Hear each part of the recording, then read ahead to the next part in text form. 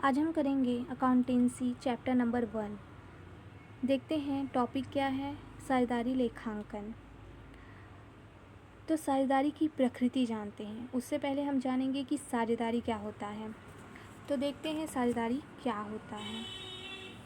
जब दो या दो से अधिक व्यक्ति क्या होने चाहिए, दो या दो से अधिक व्यक्ति एक व्यवसाय स्थापित करने और उसके लाभों और हानियों की भागीदारी के लिए सहमत होते हैं तो वे साझेदारी या भागीदारी में माने जाते हैं। अर्थात साझेदारी कब कहलाएगी, जब दो या दो से अधिक व्यक्ति क्या करेंगे, मिलकर एक व्यवसाय स्थापित करेंगे और उस व्यवसाय में होने वाले लाभों और हानियों को आपस में क्या करेंगे, एक निश्चित अनुपात में बांटेंगे तो वे क्या कहलाएंगे, साझेदारी या भागीदारी में माने जाएंगे।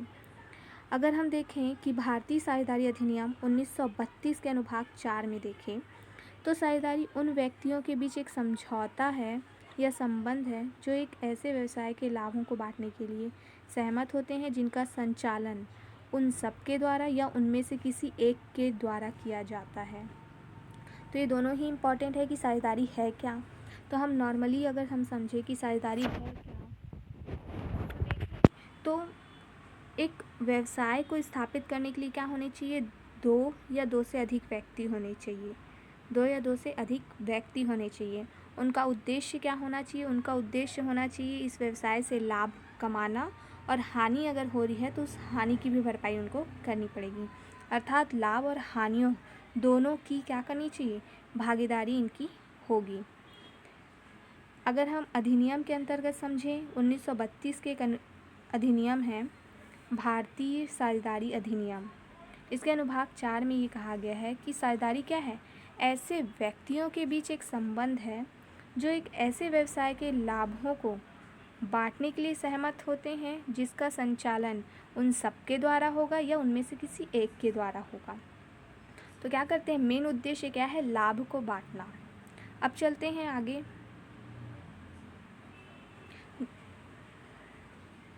जब एक व्यक्ति किसी अन्य व्यक्ति के साथ, एक व्यक्ति है वो किसी अन्य व्यक्ति के साथ व्यक्तिगत रूप से साझेदारी में सम्मिलित होता है तो उसे क्या कहेंगे, साझेदार कहते हैं।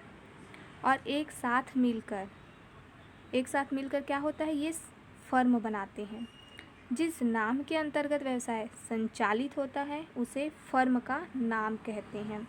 फर्म और उद्योग में भी अंतर होते हैं, कई फर्मों के मिलने से उद्योग बनता है। अब चलते हैं आगे। एक साझेदारी फर्म में साझेदारों द्वारा इसे संस्थापित करने के अलावा अन्य कोई सत्ता नहीं होती है। अतः साझेदारी की अनिवार्य एवं महत्वपूर्ण विशिष्टताएं भी हैं। देखते हैं क्या क्या है। तो इसमें क्या होनी चाहिए, इसकी विशेषताएं क्या हैं, इसमें विशेष चीज़ क्या है, देखते हैं। तो इसमें क्या होनी चाहिए, दो या दो से अधिक व्यक्ति होने चाहिए।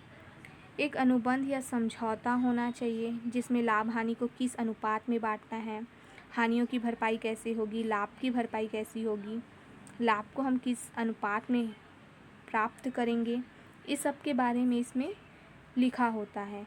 ये जो समझौता है वो लिखित और मौखिक दोनों हो सकते हैं, लेकिन प्राथमिकता जो दी जाती है वो लिखित को ज़्यादा दी जाती है ताकि विवादों से बचा जा सके।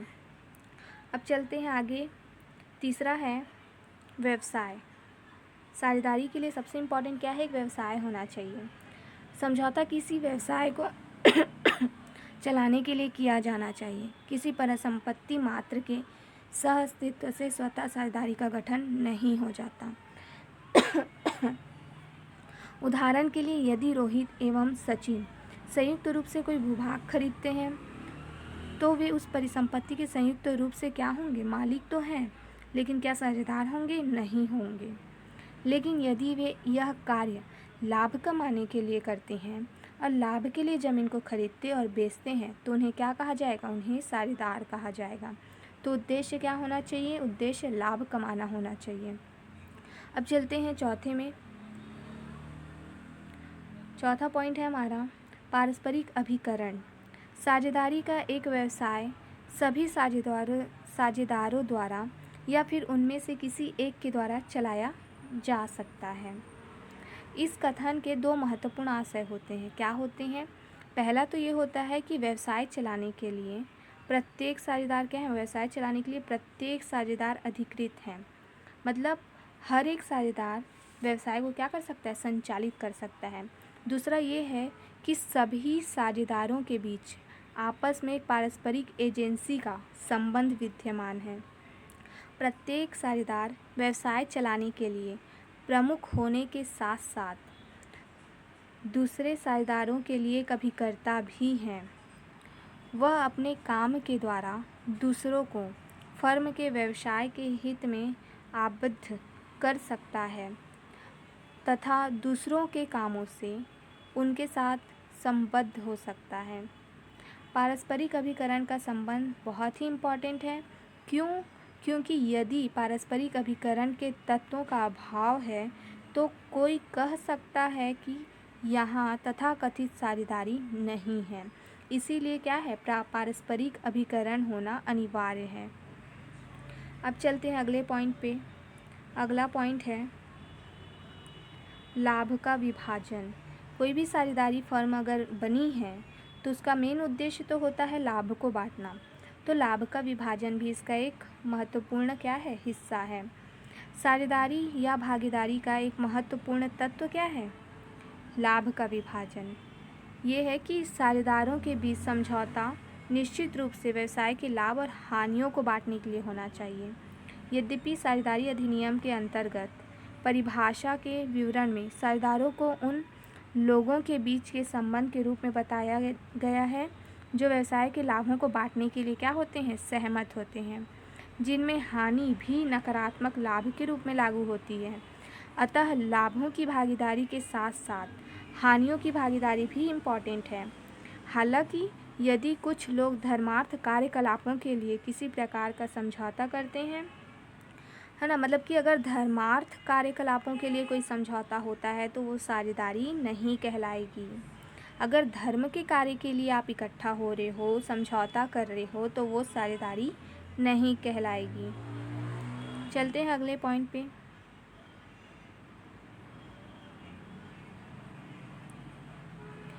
छठा पॉइंट है साझेदारी के उत्तरदायित्व। प्रत्येक साझेदार संयुक्त रूप से दूसरे साझेदारों के साथ तथा स्वतंत्र रूप से भी फर्म के सभी कार्यों के लिए क्या होते हैं? उत्तरदायित्व होते हैं।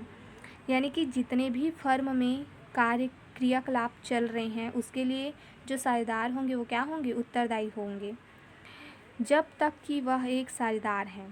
कब तक उत्तरदायी होंगे? क्या साझेदारी छोड़ने के बाद भी उत्तरदायी होंगे? तो ऐसा नहीं है। वो तब तक ही व्यवसाय के कार्यों के लिए उत्तरदायी माने जाएंगे जब तक वो एक क्या है? साझेदार हैं। केवल यही नहीं, एक साझेदार के एक फर्म के लिए असीमित उत्तरदायित्व होते हैं। क्या होते हैं? असीमित उत्तरदायित्व भी होते हैं। अतः फर्म के कामों के लिए एक साझेदार की जिम्मेदारी संयुक्त रूप से संबद्ध होती है तथा उसकी परिसंपत्तियां भी फर्म के ऋण चुकाने हेतु आबद्ध होती है। अब अगला टॉपिक करेंगे हम आगे। टॉपिक होगा साझेदारी विलेख, है ना। अगली क्लास में हम करेंगे साझेदारी विलेख होता क्या है। अब तक के लिए इतना ही। धन्यवाद।